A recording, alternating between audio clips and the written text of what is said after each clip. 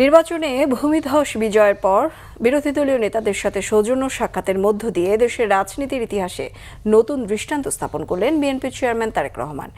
জুলাই আন্দোলনের পক্ষের শক্তিগুলোকে একসাথে কাজ করার আহ্বান তার। এই উদ্যোগকে স্বাগত জানিয়ে শক্তিশালী বিরোধী দলের ভূমিকায় নেয়ার কথা জানিয়েছেন জামায়াতের নেতারা। এমন রাজনৈতিক সৌহার্দ্য ঐক্যের বাংলাদেশ প্রতিষ্ঠায় সহায়তা করবে বলে আশা এনসিপি নেতাদের। আরও জানাচ্ছেন নাবিল জাহাঙ্গীর। নির্বাচনের পর নতুন সরকার গঠনের আগেই বাংলাদেশের রাজনীতিতে নতুন মোড়। নজিরবিহীনভাবে রবিবার সন্ধ্যায় জামাতে ইসলামীর আমির ডাক্তার শফিকুর রহমানের বসুন্ধরার বাসায় যান বিএনপির চেয়ারম্যান তারেক রহমান। আহ্বান জানান বৈরিতা ভুলে একসাথে নতুন বাংলাদেশ বিনির্মাণে কাজ করার। এমন সৌজন্যতায় মুগ্ধ রাজনীতির মাঠে বিএনপির অন্যতম বিরোধী শক্তি জামাত। দলটি সরকারের অংশ হবে না জানিয়ে শক্তিশালী বিরোধী দলের ভূমিকা পালনের প্রত্যাশা জামাতের নায়েবে আমিরের। অত্যন্ত সাহায্যপূর্ণ পরিবেশে আলোচনা হয়েছে। আমরা দীর্ঘদিন বিএনপি এবং জামাত ইসলামী একসাথে স্বৈরাচার বিরুদ্ধে আন্দোলন করেছি, সংগ্রাম করেছি। গঠনে আমরা সরকারের অংশগ্রহণ ছিলাম।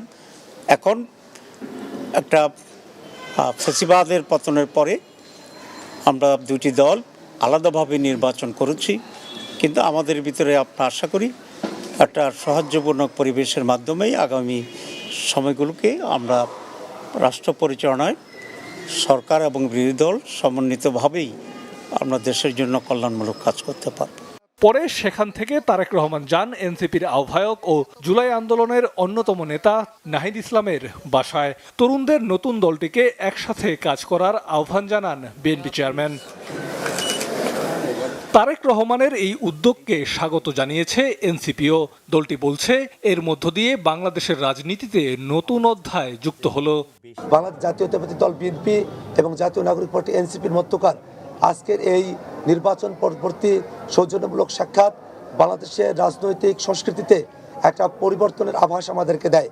আমরা মনে প্রাণে চাই এই বাংলাদেশ রাষ্ট্রে আমাদের রাজনৈতিক মতভিন্নতা থাকবে, রাজনৈতিক কর্মসূচি আলাদা হবে, রাজনৈতিক বক্তব্য আলাদা হবে, কিন্তু দেশের প্রশ্নে বাংলাদেশের সকল রাজনৈতিক দল আমরা একত্রিত থেকে একসাথে আমরা বাংলাদেশের প্রশ্নে আমরা সিদ্ধান্তগুলো গ্রহণ করতে পারবো।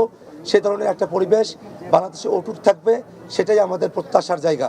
বিরোধীদের প্রতি তারেক রহমানের এই সৌজন্যতা বাংলাদেশের রাজনৈতিক সংস্কৃতিতে সৌহার্দ্যপূর্ণ পরিবেশ তৈরি করবে, এমনটাই প্রত্যাশা সচেতন মহলের। নাবিল জাহাঙ্গীর, বাংলা ভিশন, ঢাকা।